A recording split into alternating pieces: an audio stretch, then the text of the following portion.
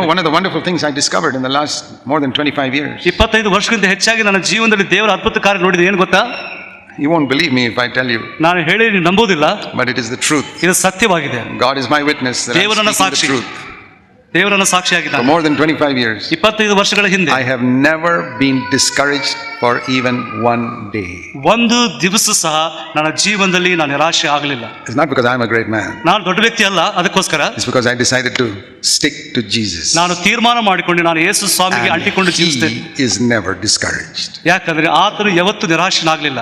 Yeah, I have faced many problems in my life. ನನ್ನ ಜೀವನದಲ್ಲಿ ಎಷ್ಟೋ ಸಮಸ್ಯೆಗಳನ್ನು ಅನುಭವಿಸಿದ್ದೇನೆ. I immediately tell Jesus about it. ಆದರೆ ಯೇಸು ಸ್ವಾಮಿಗೆ ಹೇಳುವಾಗ, you know, when you read the Gospels, ನಾವು ಸುವಾರ್ತೆಗಳನ್ನು ಓದುವಾಗ, what is the main message you get from reading the Gospels? ನಾವು ಸುವಾರ್ತೆಯನ್ನು ಓದುವಾಗ ಏನು ನಮಗೆ ಸಂದೇಶ ಸಿಗ್ತಾ ಇದೆ? Many things. ಬಹಳಷ್ಟು. But one of the main message I get from the Gospels is this. ನಮಗೆ ಆ ಸುವಾರ್ತೆಯಲ್ಲಿ ಬಹಳ ಪ್ರಾಮುಖ್ಯವಾಗಿ ಸಿಗುವಂತ ಸಂದೇಶ ಏನು? Four Gospels, Matthew, Mark, Luke and John. ಮತ್ತಾಯ, ಮಾರ್ಕ, ಲೂಕ, ಯೋಹಾನ.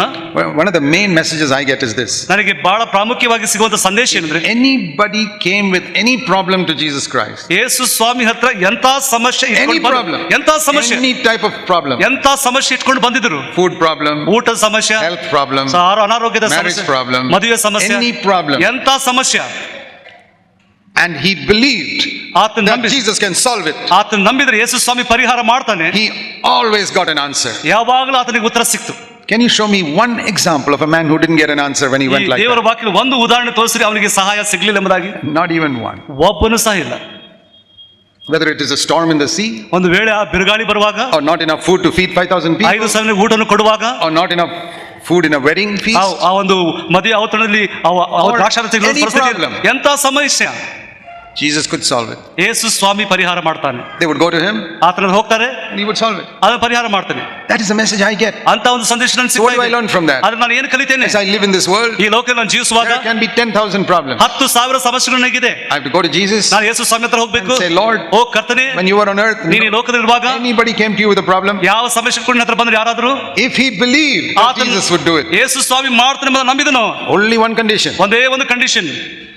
Do you believe that Jesus can do it? ನೀವು ನಂಬ್ತೀರಾ ಯೇಸು ಸ್ವಾಮಿ ಮಾಡ್ತಾನೆ ಎಂಬುದಾಗಿ? You know, there were some people, ಕೆಲವು ಜನರು ಆ ರೀತಿಯಾಗಿ who said, we're not so sure whether Jesus can solve that problem because really this is a tough problem. ಕೆಲವು ಜನ ಹೇಳಿದ್ರು ಯೇಸು ಸ್ವಾಮಿ ಮಾಡ್ಲಿಕ್ಕೆ ಇದು ಕಷ್ಟಕರವಾಗಿದೆ. You know what happened? ಅವ್ರಿಗೆ ಏನಾಯ್ತು ಗೊತ್ತಾ? Their problem never got solved. ಅವರ ಸಮಸ್ಯೆ ಪರಿಹಾರ ಆಗಲಿಲ್ಲ. They lived all their life with that problem. ಅವರ ಜೀವಿತ ಕಾಲವೆಲ್ಲ ಆ ಸಮಸ್ಯೆದೇ ಜೀವಿಸಿದರು. Some people think Jesus wherever he went he was solving people's problems. ಕೆಲವು ಜನ ಕೊಂಡು ಯೇಸು ಸ್ವಾಮಿ ಎಲ್ಲಿ ಹೋದ್ರು ಅವರ ಸಮಸ್ಯೆ ಪರಿಹಾರ ಮಾಡ್ತಾ ಹೋದ್ರು. ಇಲ್ಲ ಇಲ್ಲ ಇಲ್ಲ ಇಲ್ಲ. See Matthew 13 verse 13ನೇ ಸಂಧಿ verse 58. 58ನೇ ವಚನ. This is a tremendous verse. ಬಹಳ ಆಶ್ಚರ್ಯಕರವಾದ ವಾಕ್ಯ. Matthew 13 verse 58. 13ನೇ ಸಂಧಿ 58ನೇ ವಚನ. He did not do many miracles there because of their unbelief. ಅವರು ಆತನು ನಂಬದೆ ಹೋದ್ರಿಂದ ಆತನು ಅಲ್ಲಿ ಅನೇಕ ಮಹತ್ ಕಾರ್ಯಗಳು ಮಾಡಲಿಲ್ಲ. Read it there carefully. ಸ್ಪಷ್ಟವಾಗಿ ಓದಿಕೊಳ್ಳ್ರಿ. Does it say he did not do many miracles there because he did not want to do any miracles there? ಯೇಸು ಸ್ವಾಮಿ ಬಹಳಷ್ಟು ಮಹತ್ ಕಾರ್ಯಗಳು ಮಾಡಲಿಲ್ಲ, ಆತನು ಮಾಡಬಾರದಂತ ಇಚ್ಛಿಸಲಿಲ್ಲ. No. ಇಲ್ಲ. He wanted to do it. ಅವನು ಮಾಡಬೇಕಂತ ಇಚ್ಛಿಸಿದನು. Does it say he did not do any miracles there because they never asked him to do any miracles? ಅವರು ಯಾವ ಅದ್ಭುತ ಕಾರ್ಯಗಳು ಮಾಡಲಿಲ್ಲ, ಅವರು ಕೇಳಿದ ಅದಕ್ಕಾಗಿ? No. ಇಲ್ಲ. They asked him. ಅವರು ಕೇಳಿದ್ರು. He did not do it. ಅವರು ಮಾಡಲಿಲ್ಲ. Why he didn't do it? ಯಾಕೆ ಮಾಡಲಿಲ್ಲ? He wanted to do it. ಆತನು ಮಾಡಬೇಕಂತ ಇಚ್ಛಿಸಿದನು. They wanted a miracle. ಅವರಿಗೆ ಸಹ ಮಹತ್ ಕಾರ್ಯ ಬೇಕಾಗಿತ್ತು. They asked him to do it. ಆತನು ಮಾಡಬೇಕಂತ ಕೇಳಿದ್ರು. He could do it. ಆತನು ಮಾಡಬಹುದಾಗಿತ್ತು. But he didn't do it. ಆತನು ಮಾಡಲಿಲ್ಲ. Why? ಯಾಕೆ? Only one thing. ಅದು ಒಂದು ಕಾರಣ. They said, this is a little tough one. ಓ ಇದು ಕಷ್ಟಕರವಾಗಿದೆ.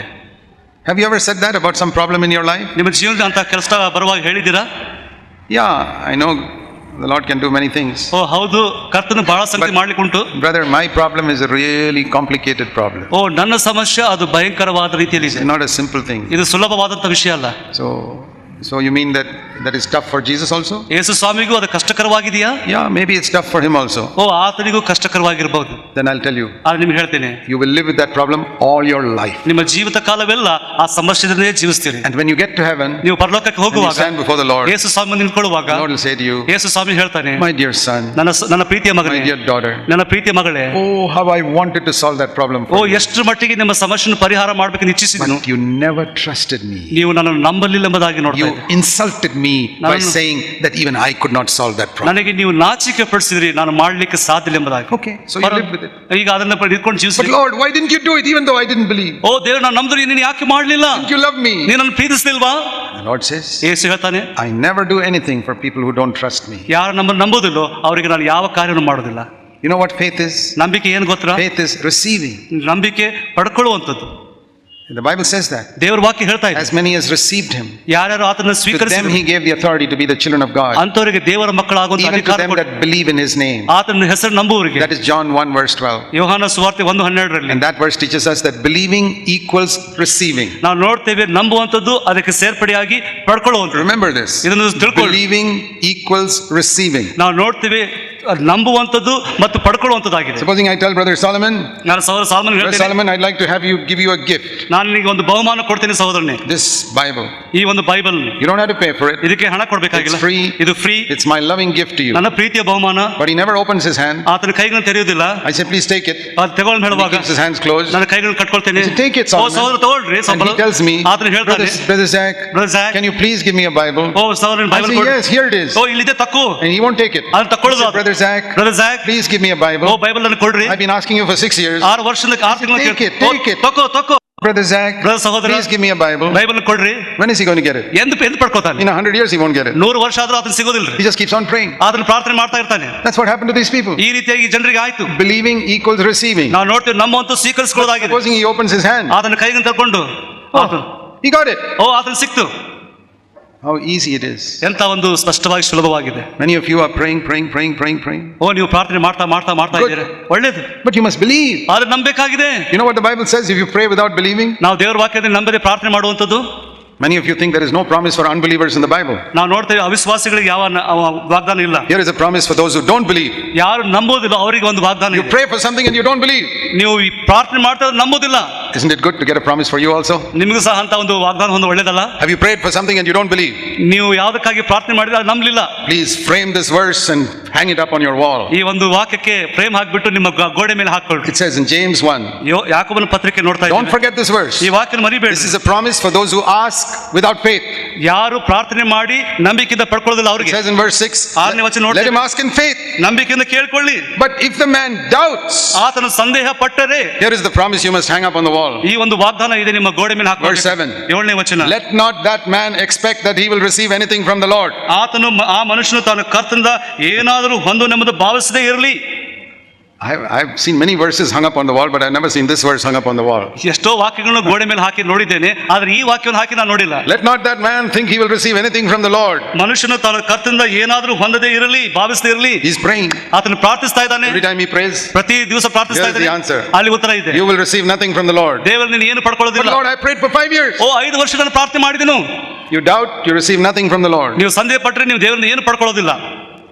That is the problem with many people. ಅದು ಒಂದು ಸಮಸ್ಯೆ ಬಹಳ ಜನರಾಗಿದೆ. You know, it is the biggest insult to God ದೇವರಿಗೆ ನಾಚಿಕೆ ಪಡಿಸುವಂತ ಸಂಬಂಧ. say, ನಾವು ಹೇಳುವಂತದ್ದು, I don't believe you can help me. ಓ ದೇವರು ನೀನು ನಂಬೋದಿಲ್ಲ, ನೀನು ಸಹಾಯ This ಮಾಡ್ತೀಯ. is a difficult problem for you. ಓ ಇದು ನಿನಗೆ ಕಷ್ಟಕರವಾಗಿದೆ.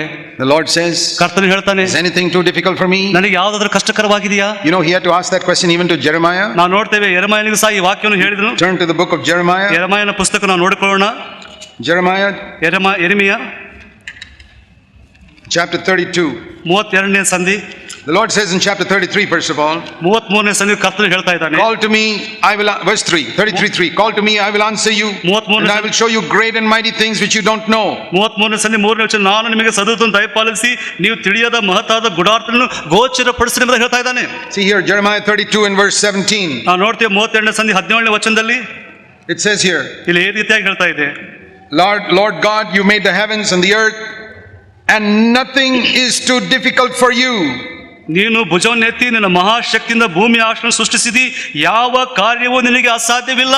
That is Jeremiah confessing it. ಆ ಯೆರೆಮೀಯನು ಅದನ್ನು ಒಪ್ಪಿಕೊಳ್ತಾ ಇದ್ದಾನೆ. We sing that in a chorus sometimes. Nothing is too difficult for the Lord. ನಾವು ನೋಡ್ತೇವೆ, ಕೋರಸನ್ನು ಹಾಡ್ಕೊಳ್ತೇವೆ, ದೇವರಿಗೆ ಅಸಾಧ್ಯವಾದದ್ದು ಯಾವುದಿಲ್ಲ. That's from this verse. ಈ ವಾಕ್ಯದ ಪ್ರಕಾರವಾಗಿ I want you to see this. ಇದನ್ನು ನೋಡ್ಕೊಳ್ಳೋದು. Even though Jeremiah said it, ಯೆರೆಮೀಯನು ಇದನ್ನು ಹೇಳಿದ್ರು ಸಹ, again God asks him in verse 27. 27ನೇ ವಚನ ಮತ್ತೆ ಹೇಳ್ತಾನೆ ಕರ್ತನು, Yeah, you said it. ಓ ನೀನು ಹೇಳಿದಿ, But do you really believe it? ನೀನು ನಂಬ್ತೀಯಾ? I am the Lord Is anything too difficult for me? ನಾನು ಕರ್ತನು ನನಗೆ ಅಸಾಧ್ಯವಾದದ್ದುಂಟು. Even though Jeremiah said it. ಯೆರೆಮೀಯನು ಅದನ್ನು ಹೇಳಿದನು. God says, Jeremiah, I don't know whether you really believe it in your heart. ಆದರೆ ಯೆರೆಮೀಯನು ನಿಜವಾಗ್ಲೂ ಹೃದಯ ನಂಬ್ತಿದೀಯಾ? I know you sang it in the chorus, but I don't know whether you really believe it in ಈ your heart. ಹಾಡು ನೀನು ಹಾಡಿದ್ಯಾ, ಅದರ ಹೃದಯ ನಂಬ್ತಾ You ಇದೀಯಾ? really believe? Is there anything too difficult for me? ಇದು ನಿಜವಾಗ್ಲೂ ನಂಬ್ತಾ ಇದ್ರೆ ನನಗೆ ಕಷ್ಟಕರವಾದ ಯಾವುದೂ ಇಲ್ಲ.